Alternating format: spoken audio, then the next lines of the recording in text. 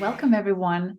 My name is Julia Balaz from galacticastrology.com, and today I'm joined by Sabrina Savoy from PiscesMoon.ca, joining us from Canada.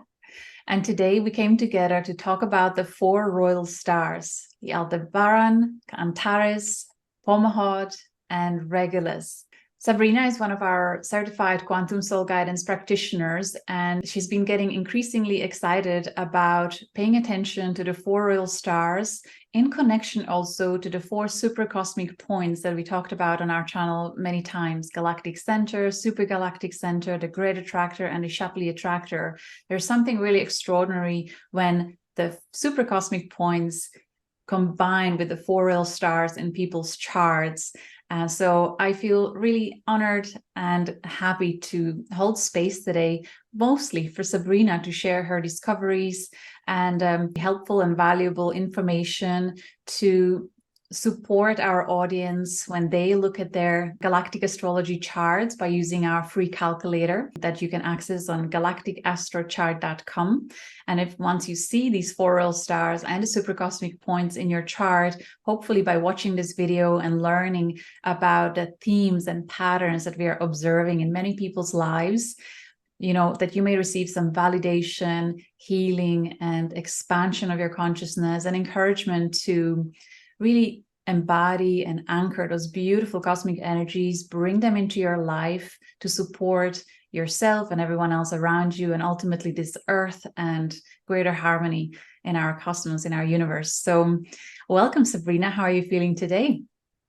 Very well. Thank you for having me and doing this amazing conversation. My really pleasure. Happy to be here today. What would you like to start with? So for everyone watching, whether you are familiar with the four royal stars or if you know if they're in your chart or not, let's just take a moment to really be present and create a sacred space for us to have this conversation and also to listen to this conversation.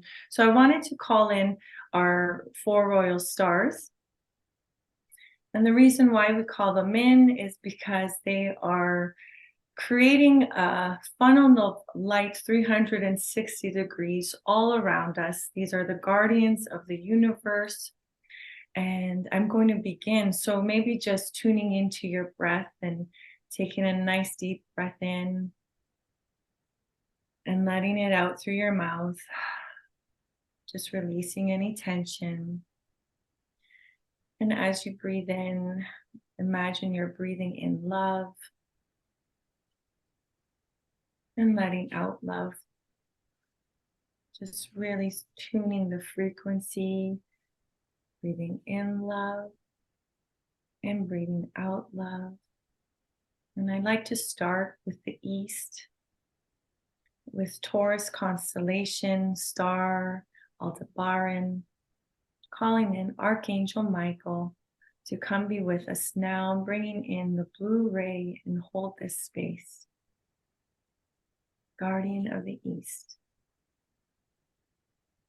Moving to the South, we have Pisces Austrinus constellation, star Fomalhaut, Archangel Gabriel, watcher of the South, and bringing in the silvery white fire.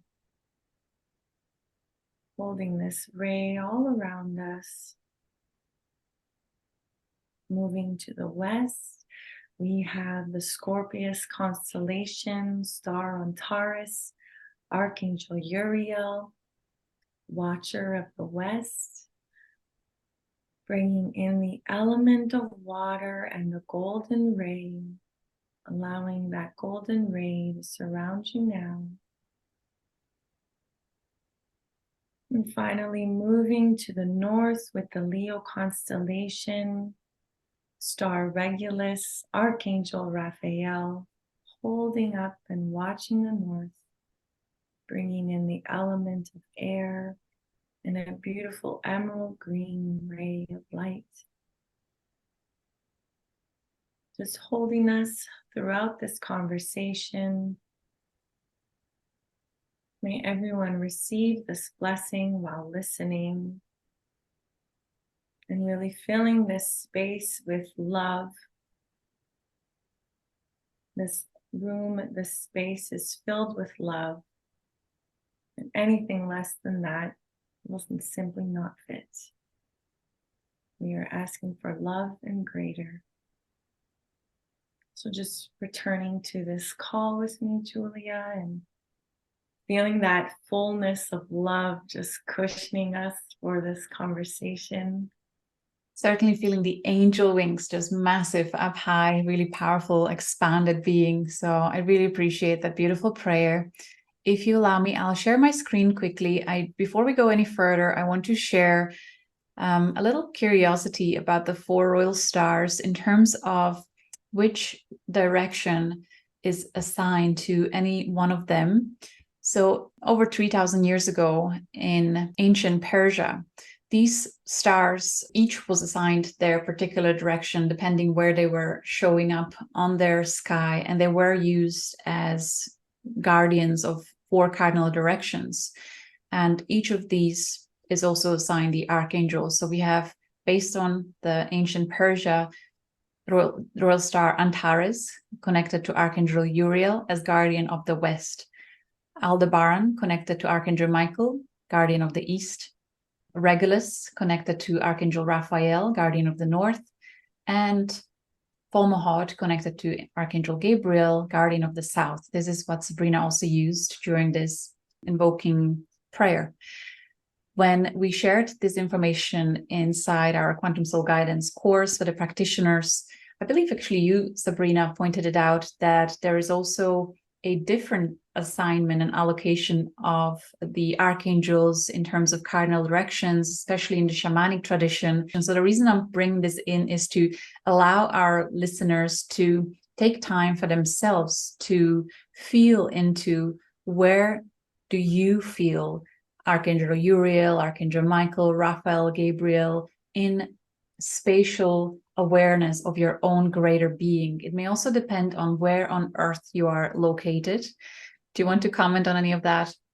Yeah, just that with magic practices and esoteric, usually Archangel Michael is always the representation of fire. So he's there to purify. But regardless of the system that you're using, you're calling in these brilliant archetypal energies that are holding the space, regardless of the order that you're calling them in. So whatever like feels good in your heart, that comes out easily when you communicate, you can stick with that. I don't think you're doing it wrong. Just trust that innate knowing within yourself that you're doing what is aligned for you in that moment. That's beautiful. So, such an example as well of us living in the birth of the Aquarian age, where there's so many different opinions and such a variety of information that comes to us externally. And we are really guided to master our inner discernment and figuring out what feels right for us individually, regardless of what other people may be saying. So I'm sorry if this feels confusing right at the beginning of the video, but I felt it was really important to explain that people will come across many different interpretations of these archangels, directions, and the stars. So feel into your own resonance. Right. So with this call and what I've been picking up was just so profound for me because it happens all the time. So it was happening when I was practicing, like doing your course, and now being certified, it's happening in my clients and their children when I read their charts. So I thought it was time to make this call because there seems to be a bigger picture, a bigger plan. So I have all 4 royal stars as well as the galactic super points in my chart. And it seems like the people that are being drawn to me also have these points in their chart. And if they do not have all 4 royal stars, they usually have 3 out of the 4. But this these examples that I'm about to share really come across strongest when you have all four, as well as the galactic super points. And I want to start by saying the common similarity between all of this is we've been dropped into the family lines we're in to shift them radically. And every starseed that I've worked on to this point is changing something in their own family line. And it's strongest in people with the 4 royal stars and the galactic points. It shows up very different than when you have just, other connections like Eridanus or Cassiopeia and Orion. You can still be clearing things for your family, but it's like this purpose is so big that it's not avoidable. It's like a contract that you agreed to as a soul, that you need to come shift things in your family line when I see these connections. So it's like clearing karma in the bloodline. So some examples that I really want to share that show up is a lot of these starseeds were born into families that have some form of abuse, like physically, mentally, emotionally. I grew up with a lot of mental, emotional abuse. There was some physical, not as bad as it could be for sure, but there are definitely a loud calling for people with these kinds of abuse that run in their family line. If abuse isn't in your line, another thing that I've been seeing is a very dominant parent that almost smothers the child, and that smothering ends up making that child lose their identity in some way. So then as they're older, they're learning how to stop that cycle from happening. And then the other one that really jumps out is an abandonment trauma. Either the parent left early on, or someone passed, or a parent passed away.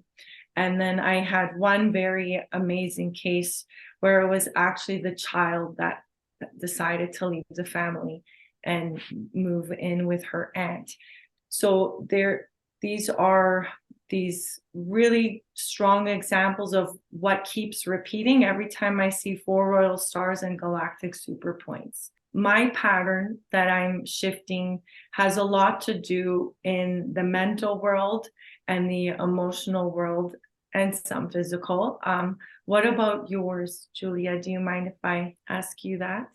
So for me, I have my strongest out of the 4 royal stars is Antares, because mine is conjunct very tightly Jupiter and Uranus in 7th house. So for me, it was all about relationships and mastering relationships and evolving through relationships. That theme has been really strong. But the axis with the other royal stars, it's hitting my 1st house, my 11th and 5th house. So the collective through the 11th house, again, evolving through engaging with the greater collective.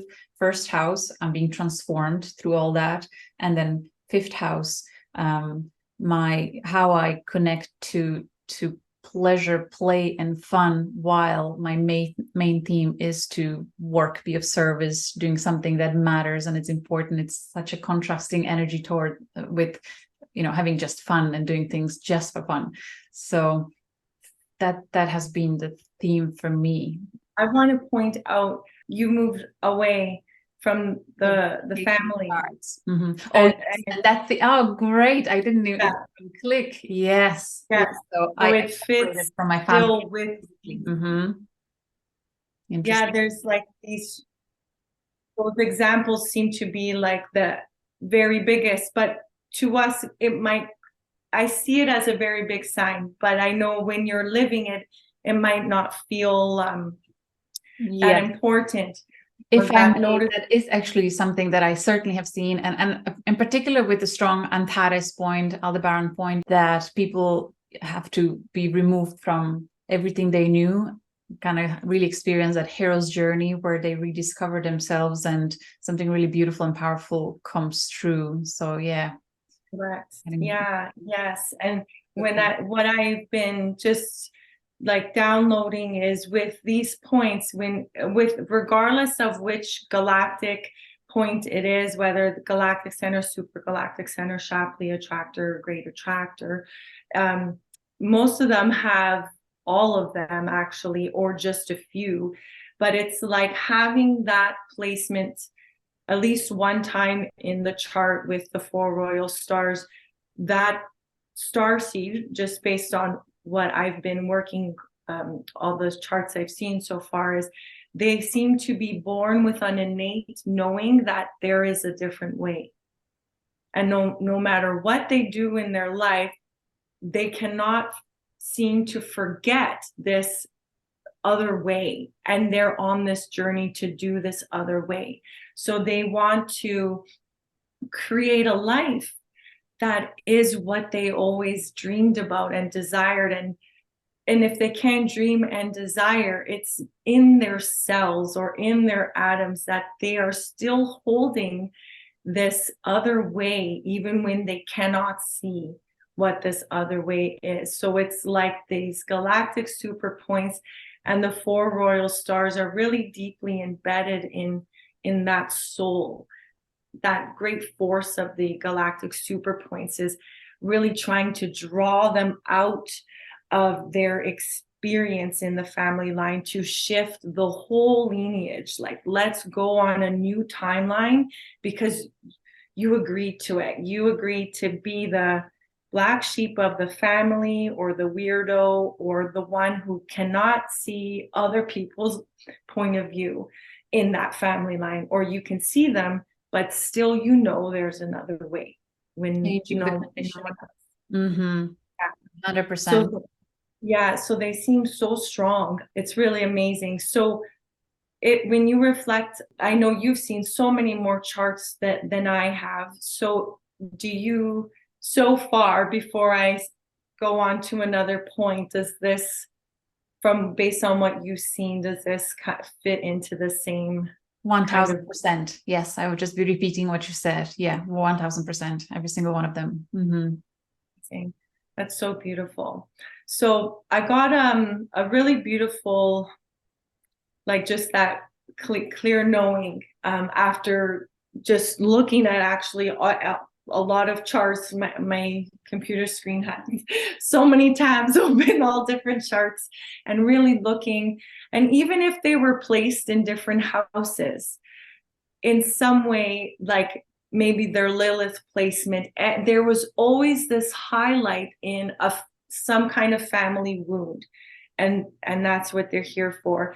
And when I looked at all 4 royal stars, a higher message was coming through. So if you've run your chart at home, you'll know it's not always even. You might have Pisces Austrinus 3 times, Regulus 1, Antares 1 time. Like, so I'm not saying it's going to be equal. You have all 4 royal stars the same amount of times in your chart. So there may be one that is more dominant or showing up a little more.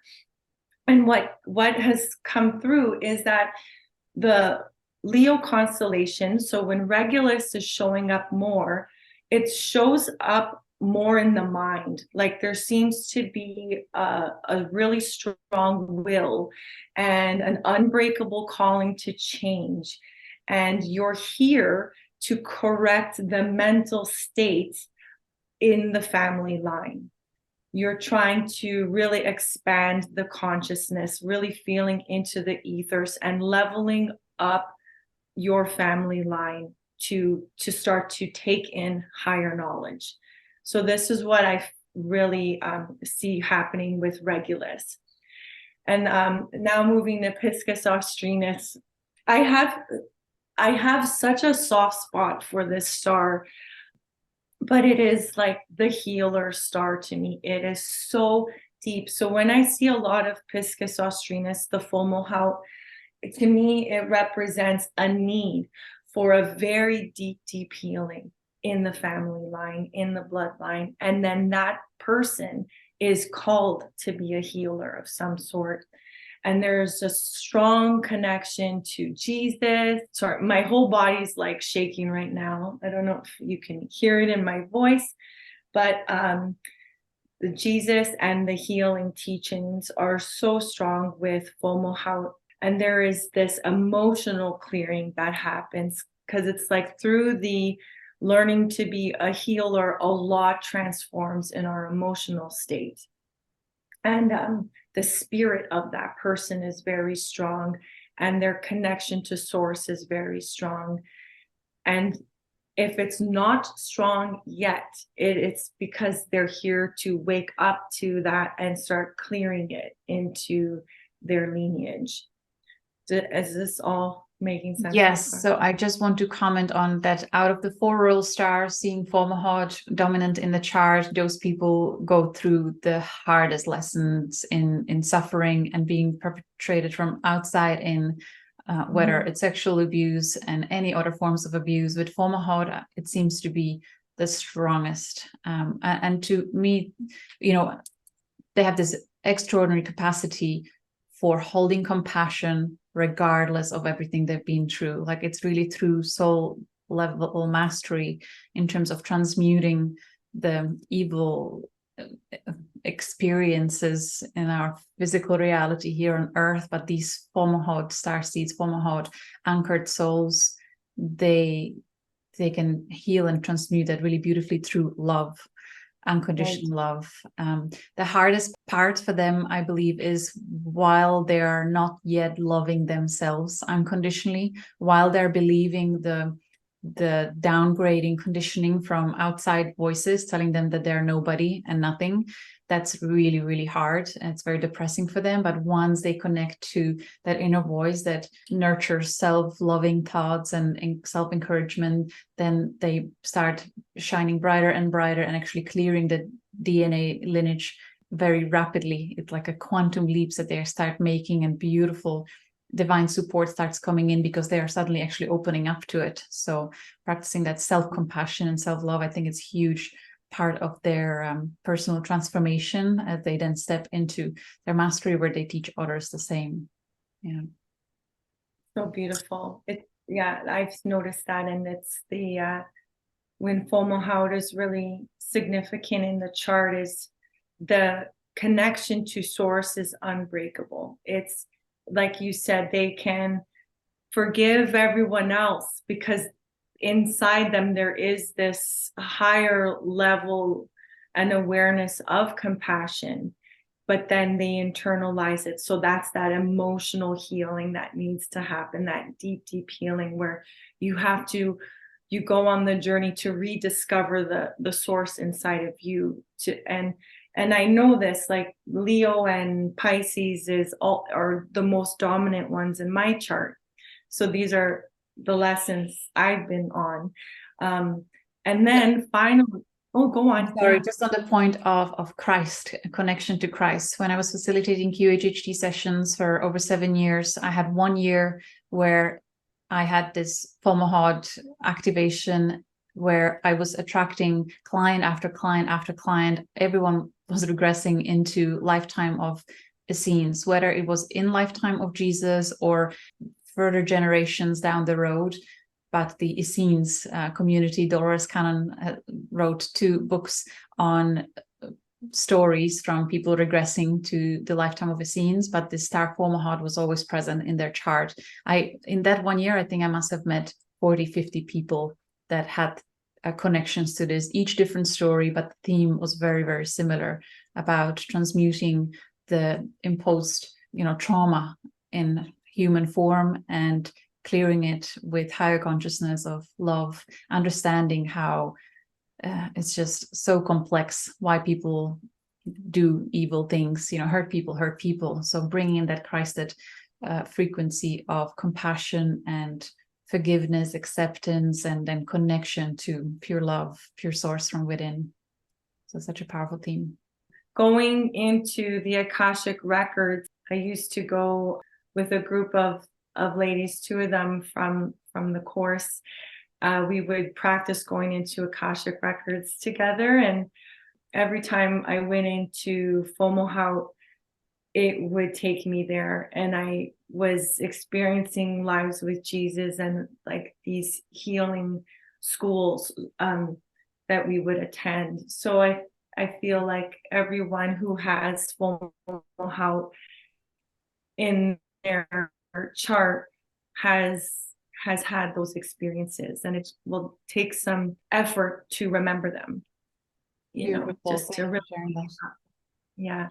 Okay, so last but not least, then Aldebaran and Taurus and Scorpius and Antares, they're a team. And even in this download, they were a team. And for me, these guys are only in my nodes. So I know there's clearing in karma for not only this lifetime, but also on those star systems, because they're in my nodal points. So having Aldebaran and Antares together, what that is calling these star seeds to have is like a need to branch out. There is a more physical pull to leave the place, whether you're moving continents, moving towns, but an actual physical moving of some sort with the showing up. And it's very action based. It's more physical and tangible. So that's what's been showing up the most when I see a lot of Taurus and Scorpius in a chart.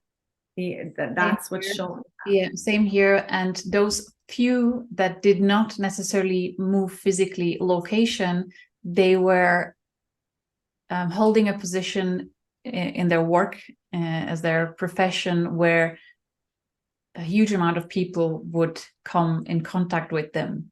Any type of work where you have to interact with huge amount of people, because I feel this Antares and Aldebaran kind of star codes are really important to be anchored on Earth at this time. And I feel like universe is using those star seeds as kind of crystal beings that are seeding or sprinkling those codes for change into others wherever needed. So you either are physically moving through job or through moving houses for whatever reasons. It always seems to be like external circumstances that propel you to move to different locations, but the purpose seems to be to meet as many people as physically possible in one incarnation. And I believe unconsciously there's a lot of activations happening where somehow people realize things that they didn't know before. And it could be most insignificant thoughts, but there is always a shift in consciousness, shift in perspective when others come in contact with Antarian and Aldebaran star seeds. And I've started noticing that obviously first with myself, but then paying attention to charts of all the QHHT practitioners that I've knew, astrologers, quantum healers of any sorts, Reiki practitioners. They seem to have very active Antares, especially through a planet. So what I see that is the impact of bringing or supporting others in recalling past lives, healing, and really bringing change to their consciousness in one way or another. You have Antares in your 7th house, is it? House of relationship? Yeah, in my notes too. Yeah. And that's in the 7th house. And yeah, just galactically, we when we think of Antares, it's like the portal with interdimensional traveling and literally moving to other places in space. So it is very interesting to see this chart after chart after chart. That's why I was so compelled to speak about it, especially to community who wants this information, to reflect on your own chart. If you have the galactic super points and the 4 royal stars, do you see these same lessons showing up for you as well, with the mind, the mental, and the physical? Like there is this profound calling to shift something that is not just for you, but for all the relations. So it's quite amazing, and it makes me feel excited for what actually is happening here, because so many people are waking up to wanting this information and then doing their charts and, getting a practitioner to read it for them and help them kind of decode what this kind of represents. So it's so beautiful to know that we have help. Absolutely. For any complete newbies, if this really resonated with you, if you would like a good place to start, I really recommend the book by Dolores Cannon, The Three Waves of Volunteers. It's such a good entry point into understanding of what is actually happening on a much grander scale in terms of high frequency souls coming to Earth to support the awakening of the collective, to heal from the aeons of trauma inflicted on us, and to birth something new that is much more aligned with harmony and everyone's well-being. So It certainly feels very exciting when we see it in galactic astrology and then hearing it reflected in people's stories. So since you just shared that point on Dolores Cannon's book, I'll take this as an opportunity to share a symbol that I received in a meditation over a decade ago. And for me, when I received this symbol, it was just a meditation journey. So there was no plant medicine or any psychoactives. It was really just using your breath and going into a nice deep state of consciousness. And eventually this symbol revealed itself to me with the words Earth Protector. And I've just held that very close to my heart this whole time. And then during your course, when you shared Dolores Cannon's work, I actually read The Three Waves of Volunteers. And then it dawned on me that this symbol, I believe I got the symbol the same year the book came out. And let me just share my screen here. But I feel that this symbol and the Three Waves of Volunteers is connected somehow. So I'll share the symbol with all of you, and you can let me know how that resonates. So can you see this symbol? Mm-hmm. Okay, so this is it. I'm not a very good drawer, so this was the best I can do with my abilities. But when I received this symbol, there was like a straight line coming in with the solid foundation at the bottom, and then this beautiful slow moving waves, and then these center points to anchor it and balance it. And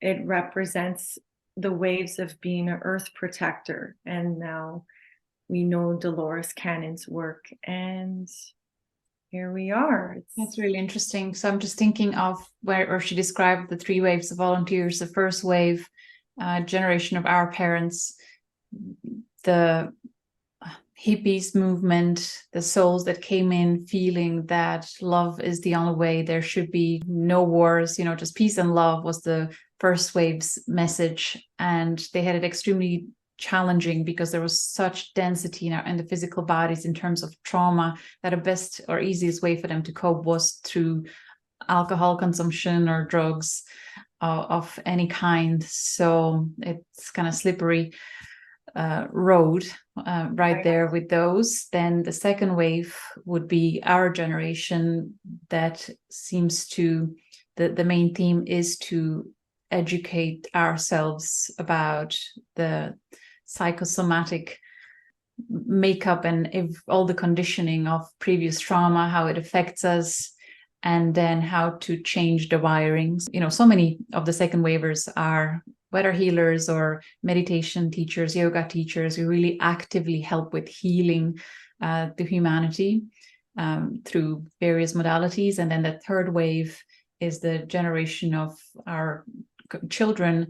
A lot of them would be diagnosed with all kinds of medical labels because they're different. They really came here to break the existing system and show us a way back to nature, to healthy balance, and basically really showing us everything that's wrong in our society, because their body react to it really profoundly, whether through allergies or just inability to concentrate and be at peace in the system that we inherited. So these are the three waves that Dolores was talking about in her books through hundreds upon hundreds of hypnotic regression sessions.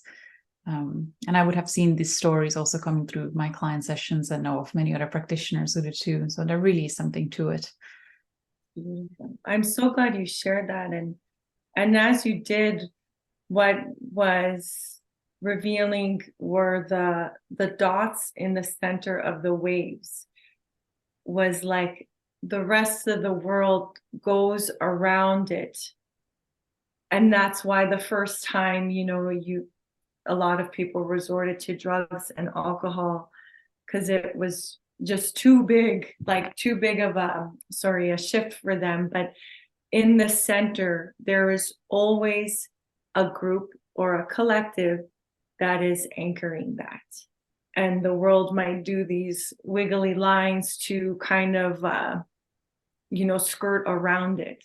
But we're here and we're not going anywhere. Really good. I love that. And I do believe that there will be further waves of other generations that will continue to build on what we're starting, or what has started. Wow. This was a beautiful side conversation in this conversation. I'm really grateful that came up. I think that's all divine. So I believe you wanted to close this video with some really good healing tips and further details that may help our viewers. Would you like to do that now?